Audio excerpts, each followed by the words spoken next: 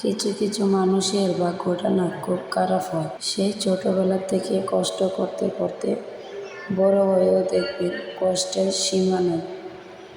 যেমন ছোটবেলায় কষ্ট করে গেছে, ঠিক তেমনি স্বামী সংসারে এসে কিন্তু কষ্ট করে।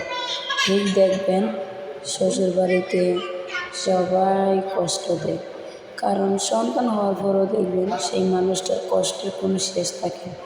কেন এরকম হয় বলতে পারবেন কেউ? জানলে কমেন্ট বক্সে বলে দিবেন তো। যে ওর জীবনটা দুঃখে ভরা, তার জীবনে কেন এত দুঃখ? মনে হয় যে এই পৃথিবীতে দুঃখ শুধু তার জন্যই আসে। বলেন তো, কেন নিয়তির এই খেলা? কেউ কি বলতে পারবেন যে নিয়তির এমন খেলা কেন করে?